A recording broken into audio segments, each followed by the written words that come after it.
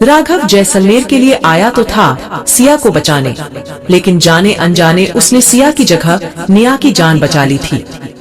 निया इस वक्त ठाकुर की हवेली में रहने वाली अकेली सदस्य बची थी, क्योंकि ठाकुर तो अपने किए पापों की वजह से पहले ही जेल जा चुका था और धीमन जो हवेली में रहकर निया की रक्षा कर रहा था उसे उन गुंडों ने मार दिया था।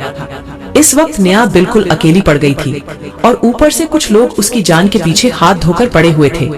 इसलिए अपने आप को अकेला महसूस करते हुए निया राघव के गले लगकर फूट फूट कर रोने लगी और रोते हुए राघव से बोली, राघव, मैं एकदम अकेली पड़ गई हूँ।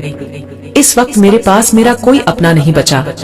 एक धीमन भैया थे जो अपनी बहन की तरह मेरा ख्याल रखते थे, लेकिन उन्हें भी इन लोगों ने मार डाला। अब मैं क्या करूं? ऐसे हालत में मैं कहां जाऊंगी?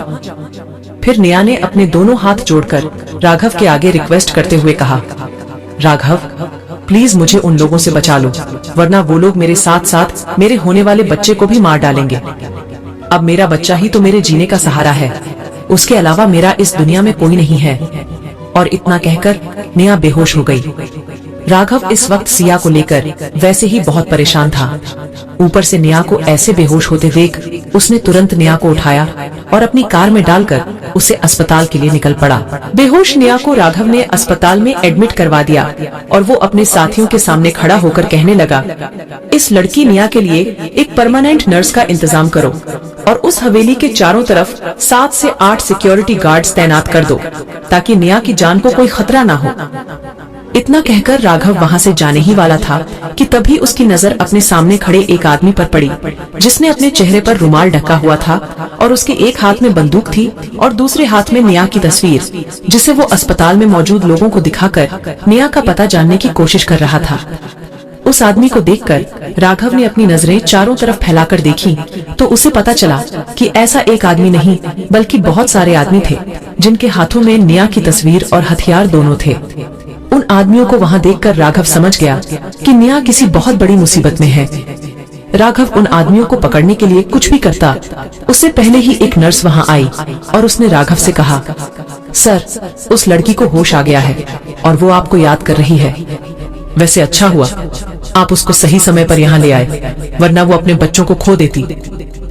नर्स की बात सुनकर राघव अपने आप से बड़बड़ाते हुए बोला, इसका मतलब निया सच में प्रेग्नेंट है और उसके पेट में ठाकुर का बच्चा है। हे भगवान, ये कहाँ फंस गया मैं?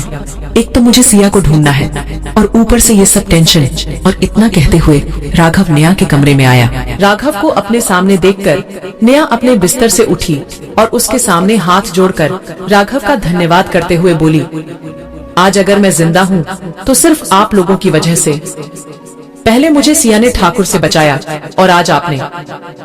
मैं नहीं जानती मैं आप लोगों का शुक्रिया कैसे अदा करूं, लेकिन आज आपने मेरे साथ साथ मेरे बच्चे की जान बचाकर एक बार फिर से मुझे नई जिंदगी दी है।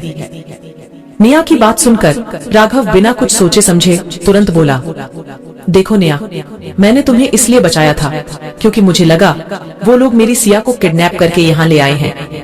अगर मुझे पता होता कि यहाँ मेरी सिया नहीं आई तो मैं जैसलमेर तक कभी नहीं आता।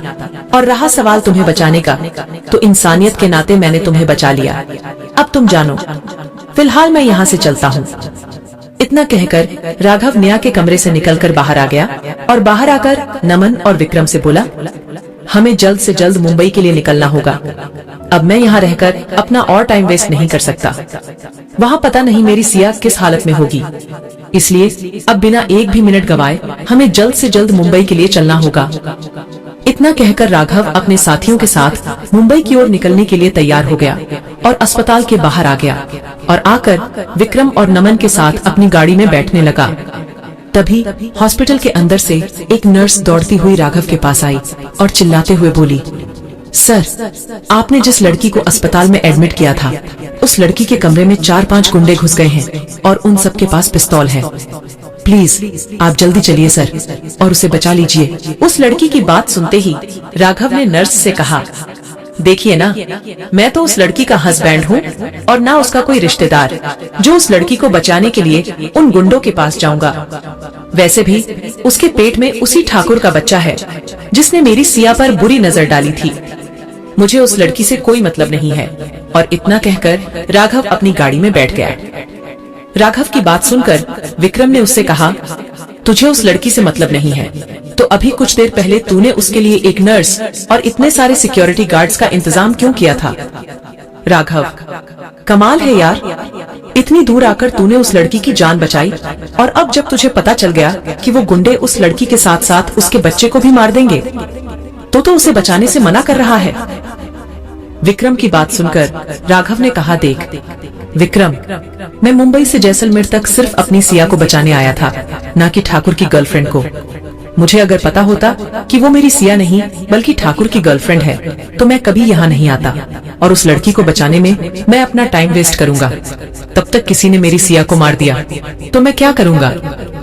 राघव की बात सुनकर विक्रम ने कहा, तू इतना सेल्फिश कब से हो गया राघव की?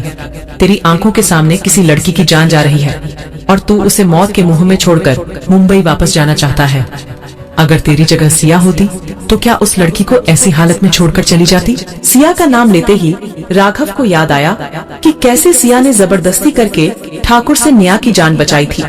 और सिया को याद करते हुए ही राघव ने एक बार फिर से निया की जान बचाने का फैसला किया और अपनी गाड़ी से उतरकर अपने सभी सिक्योरिटी गार्ड सहित उस कमरे में पहुंच गया जहां निया अपने बेड पर लेटी हुई थी।